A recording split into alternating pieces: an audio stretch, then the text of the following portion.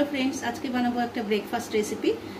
तो নিয়েছি তার জন্য পাউরুটি নিয়েছি, মানে নুন নিয়েছি, পেঁয়াজ কুচি, একটা রসুন কুচি নিয়েছি, হচ্ছে গোলমরিচের গুঁড়ো নিয়েছি, চিলি ফ্লেক্স নিয়েছি, চিলি গার্লিক সস, আর নিয়েছি চিকেন কিমা, আর নিয়েছি আধা ডিম, আর নিয়েছি হচ্ছে পাতিলেবু। পাতিলেবু তো প্রথমে দিয়ে দিচ্ছি। ডিমটা ভেঙে গেছে, তা ডিমটা দিয়ে দিচ্ছি, দিয়ে দিলাম। এবার দিয়ে দেবো নুন আর পেঁয়াজ একসঙ্গে,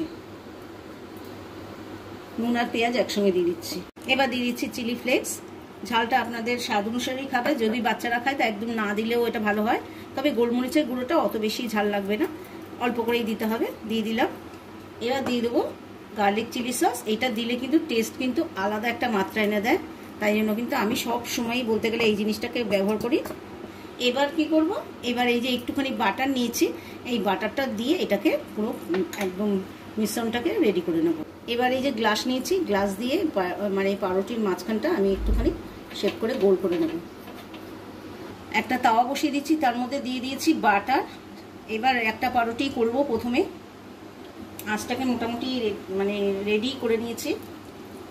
এবার দিয়ে দেবো এই চিকেনের এই মিশ্রণ, চিকেনের এই মিশ্রণটা দিয়ে দিয়েছি। দিয়ে আঁচটাকে এবার কমিয়ে দিয়ে একটা ঢাকা দিয়ে এটাকে কুক হতে দেবো, তারপরে আমি উল্টিয়ে দেবো। প্রথমেই কিন্তু উল্টাবো না।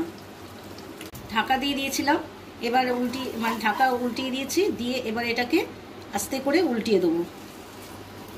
কি সুন্দর লাগছে। আবার কিন্তু আঁচ কমিয়ে একটু ঢাকা দিয়ে এটাকে